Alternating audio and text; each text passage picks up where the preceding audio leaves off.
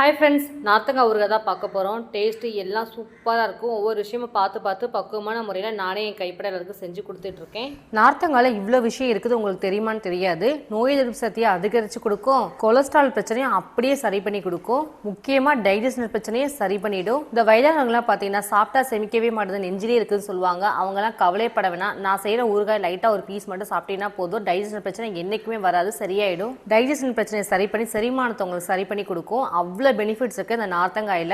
ஃபர்ஸ்ட்லாம் அந்த நார்த்தங்காய் பார்த்தீங்கன்னா கிராமத்தில் அங்கங்கே மரத்தில் ஃபுல்லாக விளைஞ்சிட்டு இருக்கும், யாரும் அந்த அளவுக்கு எடுக்கவே மாட்டாங்க. இப்போலாம் வந்து நார்த்தங்காயோட அருமை தெரிஞ்சவங்க யாரும் அதை விடுறதே இல்லை. ஒரு ஊறுகாயே செஞ்சு உடனே சாப்பிட்ருவாங்க. ஊர்லேருந்து 10 கிலோ நார்த்தங்காய் எடுத்துகிட்டு வந்தேன். அந்த நார்த்தங்காயெல்லாம் கட் பண்ணி க்ளீன் பண்ணி எல்லாமே நம்ம ரெடி பண்ணி வச்சுருந்தோம். உப்பு எல்லாமே போட்டு ஒரு வாரம் கழிச்சு காமிக்கிறேன்னு சொன்னேன். இதுதான் அது.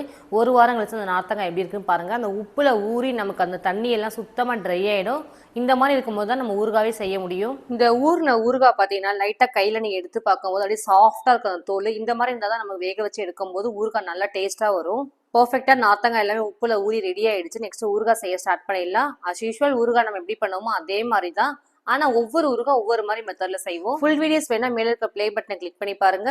ஊறுகாய் எல்லாராலையும் செய்ய முடியும், ஈஸி தான். பட் அளவுன்றது முக்கியம். ஒவ்வொரு ஊறுகாய்க்கு இவ்வளவு மிளகாயத்தில் இவ்வளவு உப்பு தான் போடணும் அளவோட நான் எடுத்து பக்குவமான முறையில் எல்லாருக்கும் செஞ்சு கொடுத்துட்டு இருக்கேன். நிறைய பேர் சொல்லுவாங்க உங்க ஊறுகாய் ஃபர்ஸ்ட் டைம் டேஸ்ட் பார்த்த மாதிரி லாஸ்ட் வரைக்கும் இன்னமுமே அப்படியே தான் இருக்கு, டேஸ்ட் மாறாம. இது எப்படிதாங்க இதெல்லாம் செய்றீங்க அப்படின்னு கேட்பாங்க. ஒவ்வொரு தடவையும் நம்ம செய்யற அளவு தான் முக்கியம். அந்த அளவை மட்டும் அப்படியே செஞ்சா போதும், டேஸ்ட் அப்படியே மாறாம இருக்கும். மிளகாயில பல குவாலிட்டி இருக்குது. ஃபர்ஸ்ட் குவாலிட்டி மிளகாயா வாங்கிட்டு வந்து காஷ்மீர் சில்லியும் காரசாரமான மிளகாயும் சேர்த்து ஒன்னோட ஒன்ன மிஷின்ல அரைச்சி எடுத்துட்டு வந்த மிளகாய் தூள் தான் இது எல்லாமே. இந்த ஊறுகாய் செய்யறது பார்த்தீங்கன்னா கிட்டத்தட்ட 1 hour ஆகும். ஏன்னா அதை கிண்டி நம்ம எடுக்கும் போது அந்த ஆயில் எல்லாம் மேல வரும். ஃபர்ஸ்ட் நம்ம அதை போடும் போதெல்லாம் ஆயில் வந்து உள்ள இழுத்துக்கும்.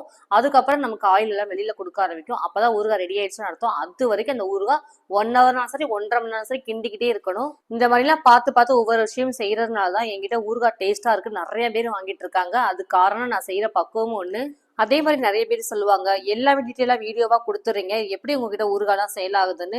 என்னதான் நான் டீட்டெயிலாக கொடுத்தாலும் கைப்பக்குவம் ஒன்று இருக்குல்ல, அந்த கைப்பக்குவத்தோட பார்த்து நானே என் கைப்பட செய்யறதுனால டேஸ்ட் மாறாமல் சூப்பராக அப்படியே இருக்கும். முன்னாடிக்கு இப்போ பார்த்தீங்கன்னா உங்களுக்கே தெரியும் ஆயில சுத்தமாக இல்லை. இதை நம்ம கிண்ட தான் ஆயில் நமக்கு மேலே வர ஆரம்பிக்கும். லாஸ்ட்டாக கொஞ்சமாக வெள்ளம் சேர்த்துக்கலாம். அந்த புளிப்பு துவர்ப்பு அதேமாதிரி காரம் இது எல்லாமே ஈக்குவல் பண்ணுறதுக்கு கொஞ்சமாக வெள்ளம் சேர்த்தினா தான் டேஸ்ட் சூப்பராக இருக்கும். நிறைய பேர் வந்து வயசானவங்க தான் என்கிட்ட அதிகமாக வாங்கிட்டு இருக்காங்க. உப்பு அதிகமாக இருக்கும், கவலை படாதீங்க, உப்பு இருக்கவே இருக்காது. ஊறுகாய்க்கு என்ன தேவையோ அந்த அளவு தான் நான் உப்பு கொடுத்துட்டு இருக்கேன். நம்பிக்கைன்னா சாப்பிட்டு பார்த்து நீங்களே சொல்லுவீங்க.